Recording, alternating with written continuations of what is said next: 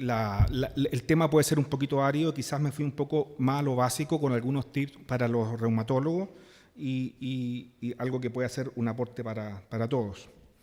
La artritis reumatoidea tiene una incidencia, una prevalencia en la población chilena de aproximadamente 0,5, pero estamos todos de acuerdo que ese número está profundamente atrasado, que se acerca más al 1%, y el desafío nuestro desde ya obviamente es estudiar eso en el campo y generar una verdadera prevalencia real, más cercana a ese número probablemente, que permita determinar políticas un poquito más ad hoc a nuestro país.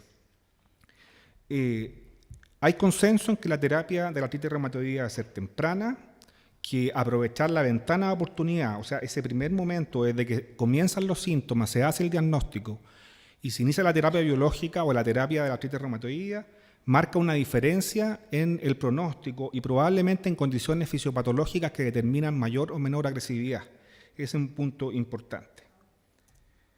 Lo que no queremos es esto. La impresión que tenemos es que, además de la llegada de los biológicos, es el cambio en la estrategia, en el diagnóstico temprano y el inicio temprano de terapia efectiva, en lo que vamos a llamar una estrategia de Treat to Target, han determinado un cambio en cómo los pacientes han evolucionado. Tengo la sensación de que cada vez estamos viendo menos esto, y los pacientes que lo tienen son pacientes de artritis reumatoidea de muy larga data que no han tenido acceso.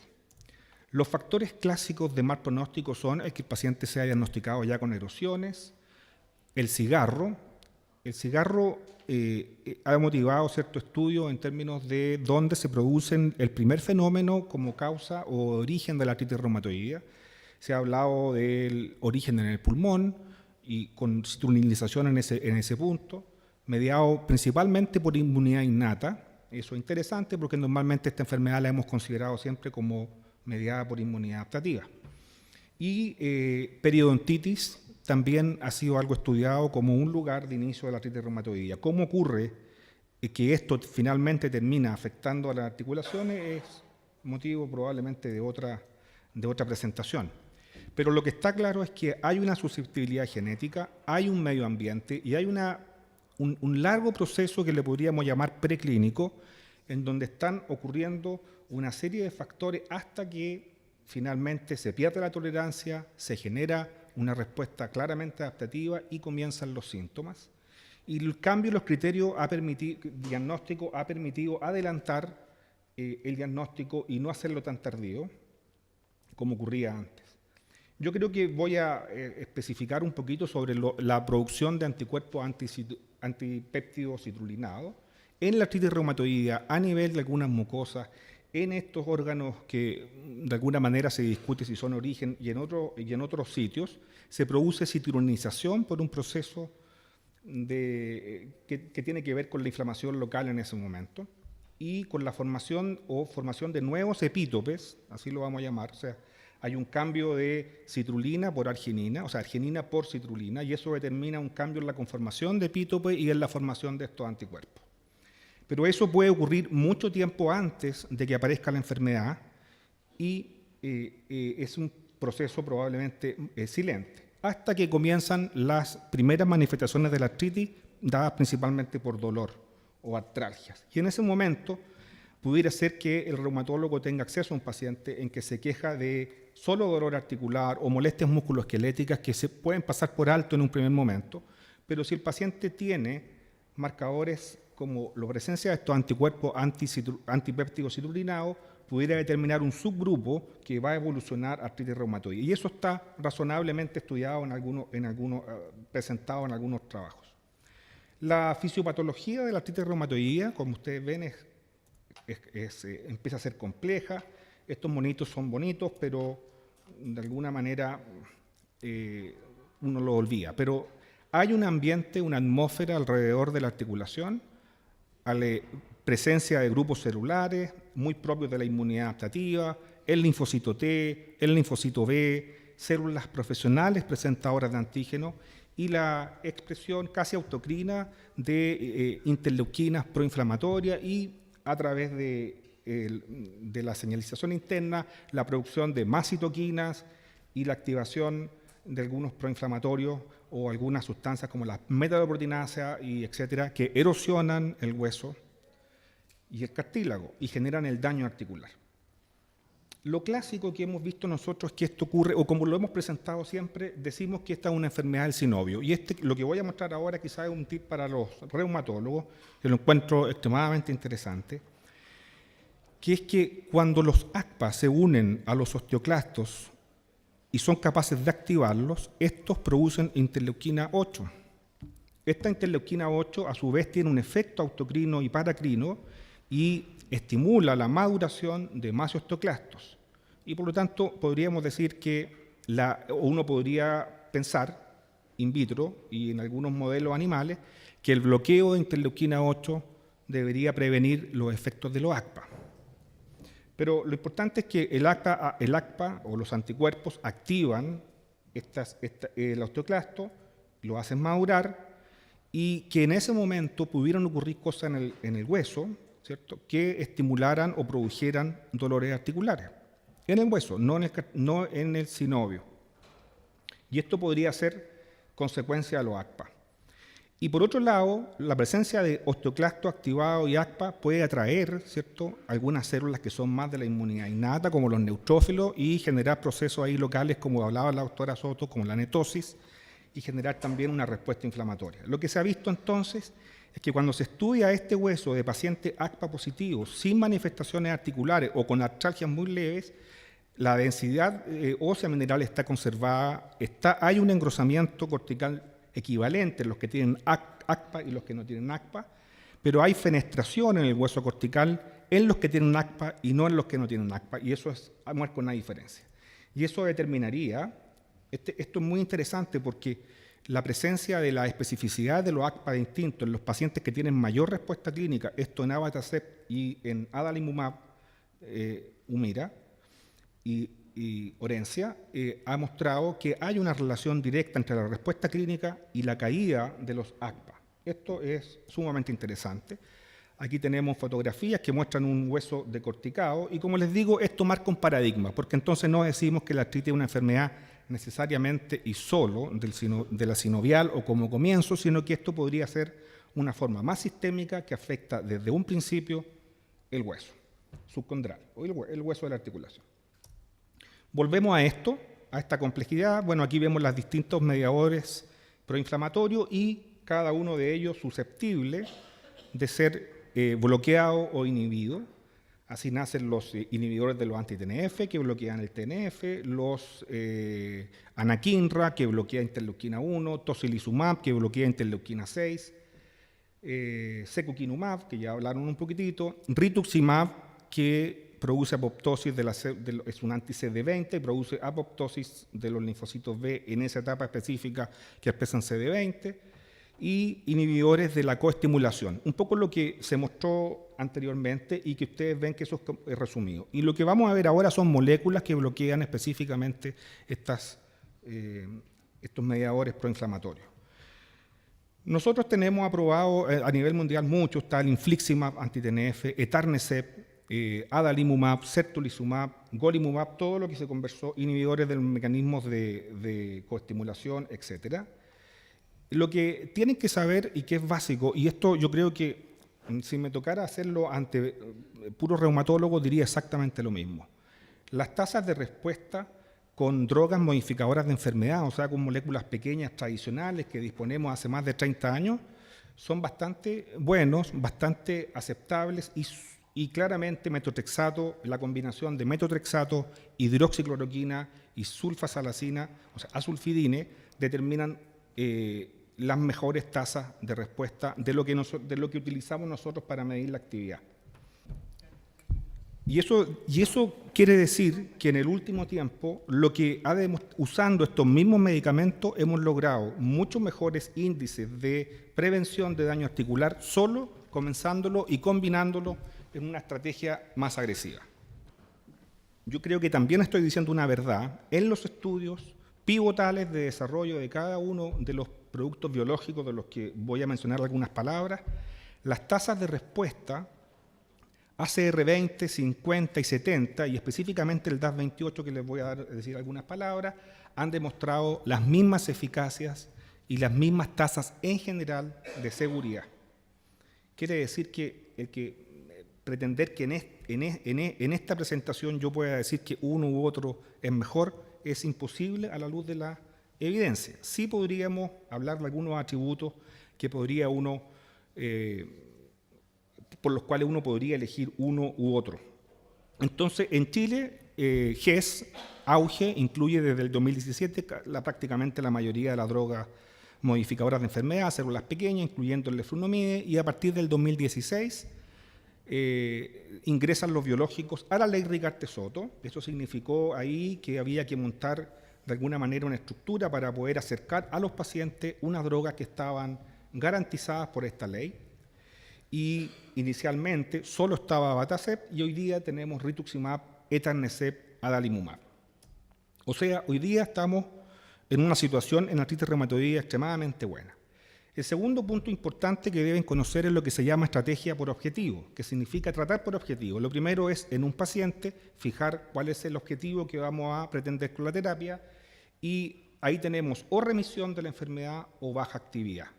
Y se dice que si el paciente es evaluado y a los 6 meses no se logra la remisión de la enfermedad, entonces deben agregarse a estas moléculas pequeñas terapias biológicas. Y entonces hay mucha evidencia de eso. Lo que define el tritutalla es fijar un objetivo, evaluar con toda la frecuencia que sea necesario y ajustar la terapia según cómo esté el paciente y si se logra el objetivo con plazos bien definidos. Eso se expresa de esta forma. Las guías del American College, las guías de europeas en general coinciden en que uno debe partir con terapia convencional, con drogas pequeñas y no con terapias biológicas de inicio, y debe combinarlas, escalarlas adecuadamente para lograr la remisión. Y solo si eso no funciona, se agrega un biológico. Durante mucho tiempo los anti-TNF eran el único biológico en primera línea, el primer biológico que había que elegir. Hoy día tenemos tocilizumab, Abatacept y los distintos anti-TNF. Es decir, que eso quiere decir que el médico, a discreción del paciente y del médico, pudiera determinar cuál va a elegir como primera alternativa. Eso de tritutalla tiene que ver con medir la actividad. Eso lo hacemos contando articulaciones dolorosas, contando articulaciones sensibles, poniendo un marcador de inflamación, que puede ser la PCR o la velocidad de sedimentación, y preguntándole al paciente su calidad de vida, su magnitud del dolor, etcétera, en una escala de 0 a 100. Con eso hay calculadoras, lo hacen automático, aparece un número. 2.6 es el número mágico, menos de 2.6 el paciente está en remisión, y mayor de 5.1 es actividad importante, y la ley Rigarte-Soto exige que el paciente esté con más de 5.1, o sea, en un nivel y un umbral para el tratamiento biológico todavía extremadamente alto, porque más de 2.6 y menos de 5.1 los pacientes se siguen erosionando, y por lo tanto ese es el segundo desafío que tenemos, que es lograr como grupo de pacientes y médicos que ese 5.1 se baje. Hay otras formas de medir actividad, algunas que no consideran la velocidad de cementación. Esa es una discusión. El cuestionamiento del DAS28 como un buen marcador de remisión da para otra conferencia, pero no es para ustedes.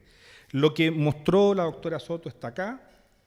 Según la proporción del anticuerpo murino, es que lo llamamos de distintas formas, murino, quimérico, como infliximab, humanizado, todavía con algunas porciones murinas, como tocilizumab, y humano completo como adalimumab y golimumab. El adalimumab, por ejemplo, ha mostrado algo, y aquí para los reumatólogos, y partiendo de la base que era todo lo mismo y que responden en los estudios más o menos parecidos, decirle que Humira tiene una gracia, Humira o adalimumab, tiene en su estudio ha demostrado que, a diferencia del anterior que mostré, que era otro anti-TNF, no quiero mencionarlo, en el estudio Docera, un buen estudio, muestra que los pacientes se reactivan muy pronto o en mucho menor tiempo que adalimumab o Humira.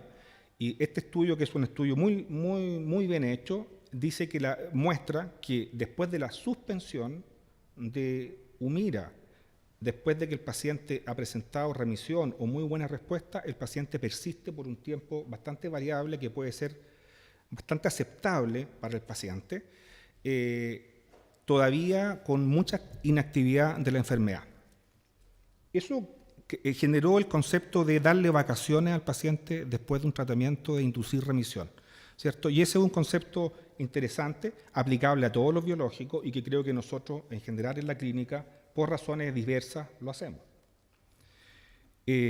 También el agente del fabricante generó la posibilidad de medir los niveles de droga y de medir los niveles de anticuerpos y demostraron que eso tenía impacto en la seguridad, en la eficacia, básicamente dada por la inmunogenicidad, y en cómo escalar dosis o espaciar o disminuir dosis.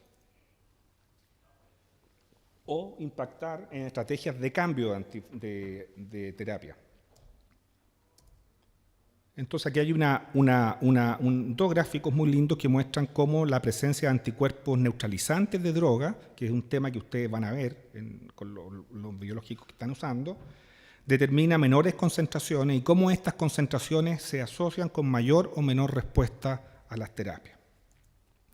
Y de alguna manera se han generado algoritmos que pueden determinar el que uno pueda con más o menos seguridad o con más o menos éxito espaciar o disminuir dosis. Golimumab también es un anticuerpo anti-TNF que bloquea en este caso la forma soluble del anti-TNF. Los estudios de desarrollo son amplios, como todos los medicamentos que voy a mostrar, y quizás me quiero quedar acá en un punto que también es válido para adalimumab. Yo creo que los dos comparten esto, que es la capacidad o la adherencia de los pacientes al tratamiento, que es cumplir con el intervalo prescrito y la dosis indicada inicialmente y que esto persista en el tiempo por muchas razones, ya sea por eficacia, seguridad y experiencia del paciente. Ellos tienen estudios de muy largo plazo, de más de 5 años, estudios pivotales también importantes, donde las tasas de interrupción general son menores del 30%. Yo diría que este es un consolidado, pero es bastante aceptable. Quiere decir entonces que el 70% de los pacientes continúan con la droga después de 5 años. Y eso habla bien, más allá de los estudios, de la persistencia del medicamento. Como les digo, esto es válido tanto para adalimumab como para golimumab. Los efectos adversos se mantienen estables en el tiempo, son los mismos que presentan la mayoría. Y por otro lado, se han generado algunos predictores con estudios bastante complejos de mayor o menor predictibilidad de respuesta, como son el sexo, la edad, la magnitud de la velocidad de sedimentación y algunos índices de calidad de vida y el conteo articular alto. Y uno entonces podría decidir o podría pensar o elegir aquel paciente que tiene alguno o conjuga todos estos marcadores para la elección de un anti-TNF por sobre otro mecanismo de acción. Lo que vemos acá en realidad son cómo las respuestas son bastante aceptables de remisión por región y relacionados con altos DAS28 basales al inicio. Y por otro lado, por las características de la aplicación subcutánea de este medicamento, la verdad es que cuando se hacen encuestas, este es un estudio derivado del GoMore, lo que el paciente refiere en términos de su opinión o su impresión con el autoinyector o con la facilidad de usarlo o con la magnitud del dolor son bastante buenos en este medicamento y diría yo que puede ser un factor por el cual los pacientes pueden elegir uno u otro. La vía, la menos producción de dolor y la facilidad del autoinyector por las características físicas o ergonométricas con que se diseñó. El abatacept es una droga que inhibe la coestimulación entre la célula presentadora y la célula efectora, que es la que va a producir los anticuerpos. Lilita ya habló un poquito de eso. La presentación con restricción HLA2 y la formación de anticuerpos. Y quiero retomar con cómo partí yo esta presentación, que tiene que ver con la importancia de los ACPA. Y nosotros, y voy a retomar el tema, nosotros presentamos la experiencia de la primera etapa de la ley Ricarte-Soto, que tenía que ver con el uso exclusivo de abatacept. En ese momento no teníamos elección, así que esto de montar el policlínico y ver nuestra respuesta fue, digamos, de alguna manera bajo el amparo de un estudio clínico y aprovechamos de evaluar eso. Pero decirles simplemente que las tasas de respuesta fueron equivalentes a lo que aparecen en la mayoría de los reportes de poblaciones de la vida real y no de estudios clínicos. Aquí fueron casi 60 pacientes y decirles que la mayoría de nuestros pacientes tenían mucho tiempo de evolución, o sea que esa ventana de oportunidad de la que le hablé inicialmente en este caso no corría, y con una mediana de 8 años, y que eran pacientes con alta morbilidad, y eso es importante por lo que le voy a decir, y invalidados, con pensión de invalidez. Y a raíz de una presentación que tuvimos que hacer en forma retrospectiva, nos dijimos, bueno, si teníamos un biológico y a todos le estábamos aplicando el mismo biológico, lo estábamos de facto haciendo bien o no. Entonces, buscando la literatura, evidentemente, y basado en lo primero que les conté, vemos que efectivamente en la mayoría de nuestros pacientes eran ACPA positivos, porque además es uno de los requisitos, y resulta que esta molécula en este estudio publicado recientemente muestra que la diferencia de respuesta entre los ACPA positivos y ACPA negativos, a diferencia de los anti-TNF, es muy notoria con abatacept y podría ser un elemento, eventualmente, de preferir uno u otro. Por otro lado, nuestros pacientes que tenían alta comorbilidad, y sabiendo que la comorbilidad también es un factor per se de respuesta a los biológicos, es decir, los pacientes con más polimorbilidad responden menos, nuestros pacientes tenían mucho, nosotros fuimos a algunos registros clásicos importantes, como este registro suizo que tiene un número de pacientes más o menos alto, y vimos que el médico elegía, justamente por algunos atributos de seguridad, abatacept en algunos estudios, sobre todo en una revisión de Cochrane, demostró ser levemente más seguro en algunas patologías y eso le dio significancia estadística. Bueno, evidentemente que eso cala también en el médico, entonces el razonamiento es pacientes muy graves, se les da abatacept porque parece ser muy seguro. Eso es un poco el razonamiento, así que ese es el sesgo precisamente de este estudio.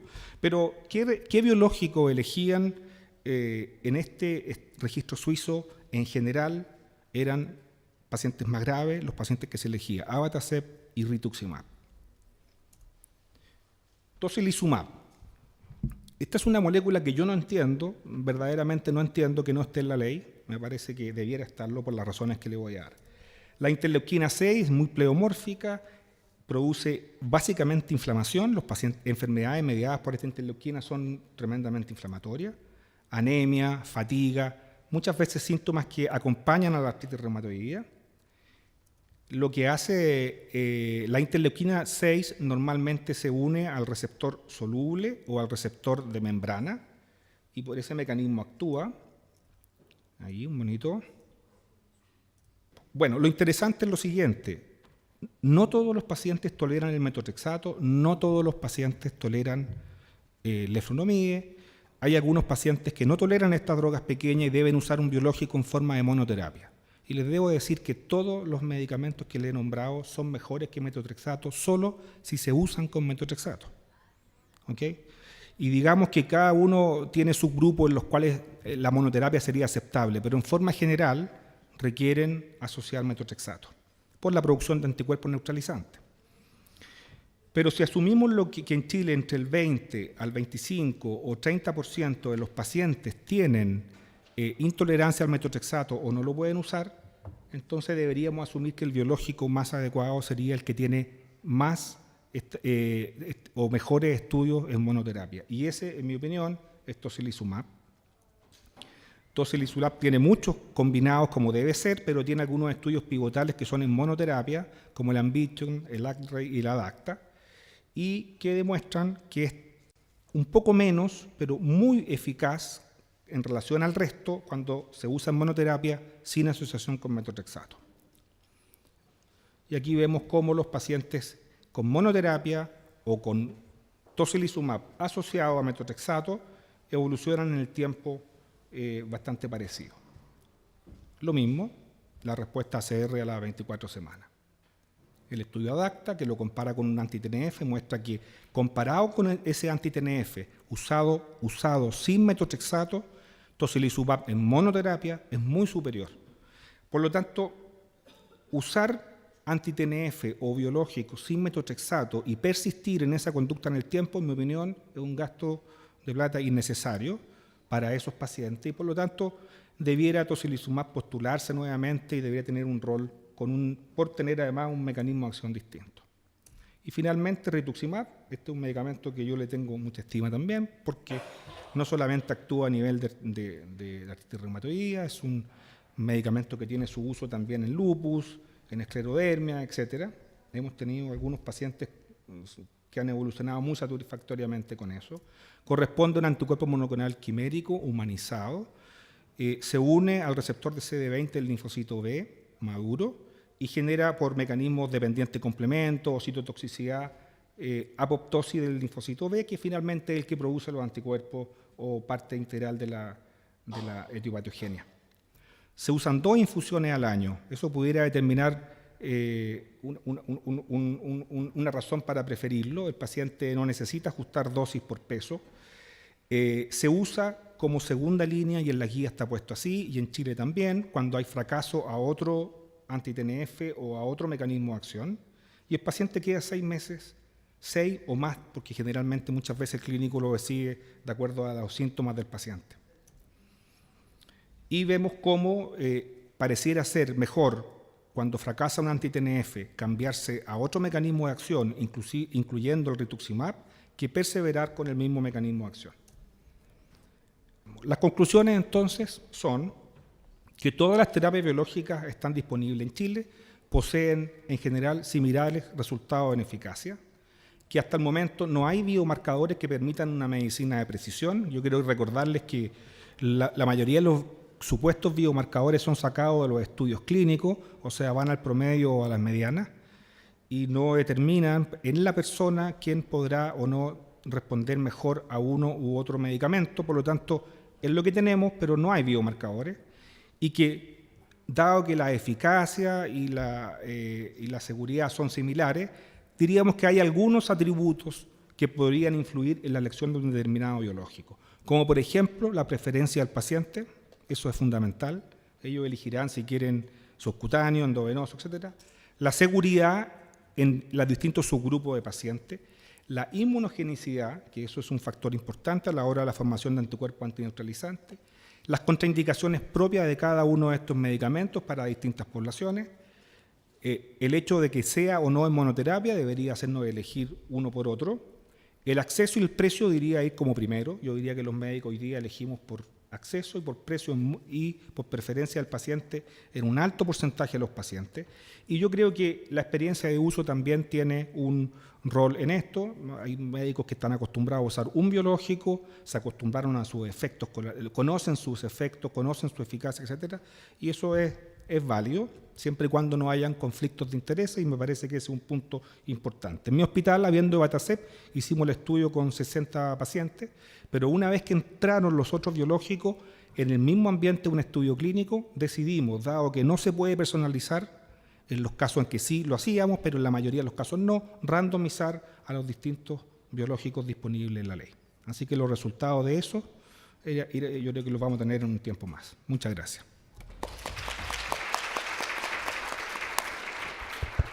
Me pasé 3 minutos.